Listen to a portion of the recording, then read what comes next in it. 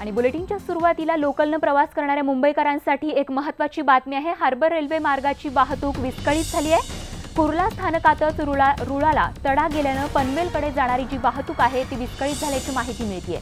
तर दुरुस्तीच्या कामाला या ठिकाणी सुरुवात झाली आहे। कुर्ला स्टेशनमध्ये रेल्वे रुळाला अशा प्रकारे तडा गेला असून दुरुस्तीचं काम या ठिकाणी सुरू झालंय। मनोज कुलकर्णी आमचे प्रतिनिधी अधिक तपशील देण्यासाठी आपल्या सोबत आहेत। मनोज, आपण पाहतोय खरं तर रेल्वेच्या तिन्ही मार्गांवर आज मेगा ब्लॉक आहे आणि त्यासोबतच अशा प्रकारे पनवेलकडे जाणारी वाहतूक देखील आता विस्कळीत झाली आहे। त्यामुळे मुंबईकरांचे जे हाल आहे ते आणखीनच वाढल्याचं बघायला मिळतंय। अगदी बरोबर आहे। आज रविवारचा दिवस आहे। आज मेगा ब्लॉक आहे। सीएसटी ते वाशीच्या दरम्यान मेगा ब्लॉक आहे। तो सकाळी 11 वाजता सुरू होणार होता, परंतु सकाळी 8 वाजेच्या दरम्यान कुर्ला स्थानकामध्ये पनवेलकडे जाणारा म्हणजे डाऊन मार्गावर कुर्ला स्थानकातच रेल्वे रुळाला तडा गेला। त्यामुळे जी पनवेलकडे जाणारी वाहतूक आहे ती पूर्णतः अर्धा तास ठप्प झाली होती। त्यानंतर एक पर्यायी व्यवस्था म्हणून प्लॅटफॉर्म क्रमांक 8 वरून जी पनवेल सीएसटी कडे जाणारी रूळ आहे तिच्यावरूनच ही तात्पुरत्या स्वरूपात काढण्यात आली आणि नंतर पुन्हा ती पनवेलकडे जाणाऱ्या 7 नंबर प्लॅटफॉर्मवर म्हणजे डाऊन मार्गावर वळवण्यात आली। एकूणच आता या ठिकाणी दुरुस्तीच्या कामाला सुरुवात झालेली आहे, परंतु जवळपास पाऊण तास झालेला आहे, 1 तास होतोय आणि या 1 तासामध्ये पूर्णतः ही वाहतूक जी आहे पनवेलकडे जाणारी ती विस्कळीत झालेली आहे आणि पुढच्या अर्धा ते पाऊण तासामध्ये हे पूर्ण काम होईल। परंतु मेगा ब्लॉकच्या आधीच मुंबईकरांना हा फटका सहन करावा लागत आहे। अगदी मनोज, आणि दुरुस्तीच्या कामासंदर्भातील अपडेट अशीच आपल्याकडून जाणून घेत राहू। तुर्तास धन्यवाद या अपडेटसाठी। तर आज मुंबईकरांचे हाल होणार आहेत, कारण आपण पाहतोय रेल्वेच्या तीनही मार्गांवर आज मेगा ब्लॉक घेतला जाणार आहे।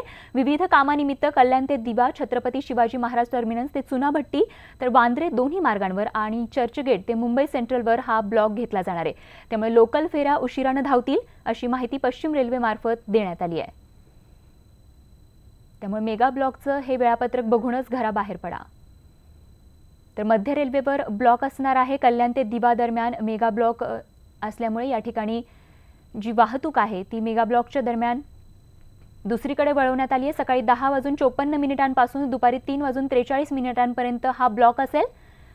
तर जलद मार्गावरील लोकल जी आहे ते कल्याण ते ठाणे दरम्यान या ठिकाणी धीम्या मार्गावरून वळवण्यात आली आहे।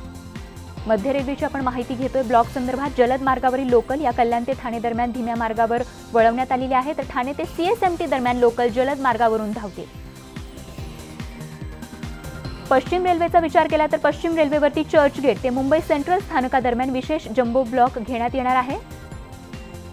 सकाळी 10:35 पासून दुपारी 3:35 दोन्ही दिशेकडील जी वाहतूक आहे ती धीम्या मार्गावरती या ठिकाणी जम्बो ब्लॉक असेल। ब्लॉक दरम्यान धीम्या मार्गावरील लोकल या जलद मार्गावरती धावणार आहेत। हार्बर रेल्वेचा विचार केला तर सकाळी 11:34 पासून ते दुपारी 4:23 सीएसएमटी ते पनवेल लोकल फेऱ्या रद्द असतील। सीएसएमटीहून अंधेरीकडे सकाळी 9:56 पासून ते दुपारी 4:16 लोकल फेऱ्या ज्या आहेत त्या रद्द राहणार आहेत। पनवेल आणि कुर्ला रेल्वे मार्गावर विशेष लोकल या ठिकाणी सेवेत असतील। तर कुर्ला स्थानकावरील फलाट क्रमांक 8 वरून या विशेष लोकल धावतील। तेव्हा मुंबईकर नागरिकांनी याची संपूर्ण ही जी सूचना आहे ती लक्षात घेऊनच खरं तर हे वेळापत्रक बघूनच घराबाहेर प्रवासासाठी निघावं। आणि आता जम्मू काश्मीरमधून एक महत्त्वाची बातमी। जम्मू काश्मीरमधल्या पूंछ भागात पाकिस्तानकडून पुन्हा एकदा गोळीबार सुरू असल्याचं कळतंय। तर या गोळीबाराला लष्कर देखील जशास तसं प्रत्युत्तर देत आहे। पाकिस्तानकडून वारंवार शस्त्रसंधीचं या ठिकाणी उल्लंघन होताना बघायला मिळतंय। सातत्यानं सीमारेषेवरती पाकिस्तानकडून अशा प्रकारे शस्त्रसंधीचं उल्लंघन होताना बघायला मिळतंय। या क्षणी देखील या ठिकाणी पाकिस्तानकडून शस्त्रसंधीचं उल्लंघन झालं असून गोळीबार सुरू असून त्याला आपले लष्करी जवान जे आहेत ते जशास तसं प्रत्युत्तर देत आहेत। आमचे दिल्लीचे प्रतिनिधी प्रशांत लीला रामदास आपल्याला अपडेट देत आहेत। प्रशांत, काय अपडेट सीमारेषेवरून? मी खास करून जर बघितलं आपण जम्मू काश्मीरच्या परिसरामध्ये काल रात्रीपासून अनेकदा गोळीबार सुरू झालेला आहे। भारतीय सीमा जी आहे आणि पाकिस्तानच्या सीमेवरून खास करून त्या बाजूने मोटर्स आणि त्यानंतर हा बॉम्ब आणि इतरही मोठ्या संख्येने गोळीबार सुरू झालेला आहे आणि आज सकाळपासून ते सध्या शस्त्रसंधीचं उल्लंघन झालेलं आहे। आपल्याला माहित असेल की ज्या पद्धतीने ऑपरेशन झिरो सध्या जम्मू काश्मीरमध्ये सुरू आहे आणि पुलवामाच्या हल्ल्यानंतर ज्या पद्धतीने वातावरण तंग झालेलं या सर्व पार्श्वभूमीवरती हे अत्यंत महत्त्वाचं आहे की गेल्या काही दिवसांत जवळपास आतापर्यंत 36 वेळा छत्रसंधीचं उल्लंघन झालेलं आहे आणि हो. काल रात्री देखील याच प्रयत्न झालेला आहे. पण भारतीय लष्कर अतिशय जोरदार उत्तर देत आहे. माहिती मिळते की जो भारतीय लष्कराने उत्तर दिलं त्याच्यामध्ये पाकिस्तानचे काही जवान हे जखमी झाल्याची माहिती मिळते अजून, आणि भारतीय जवान देखील काय जखमी झाल्याची माहिती मिळते. पण अजून सध्या दोन्ही बाजूंनी जोरदार गोळीबार सुरू आहे, त्यामुळे धुमचक्री सुरू असं म्हणावं लागेल.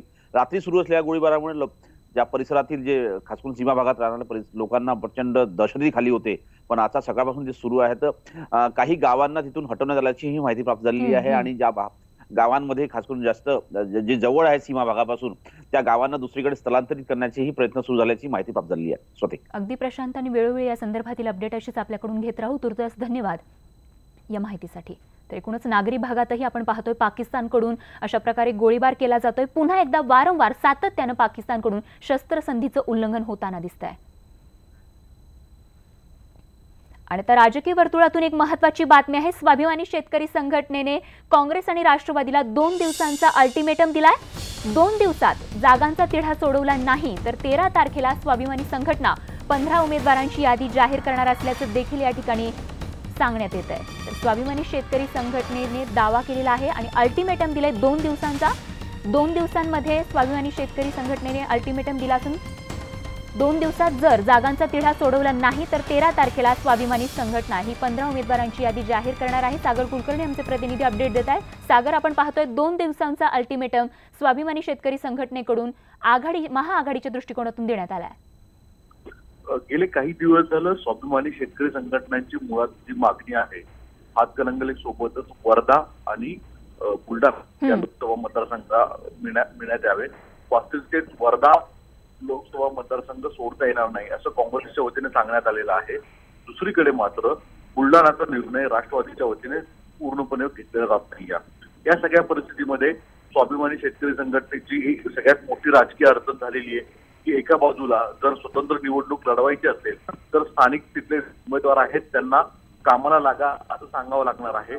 पण आघाडीचा निर्णय जायचा की नाही हा होत नाही तोपर्यंत अशा कोणतीही राजकीय भूमिका स्वाभिमानी शेतकरी संघटनेचे प्रमुख नेते राजू शेट्टी यांना घेता येत नाही. त्यामुळे आज राजू शेट्टी आणि रवी तुपकर जे त्यांचे प्रदेशाध्यक्ष आहेत त्यांनी अल्टिमेटम दिलेलं आहे.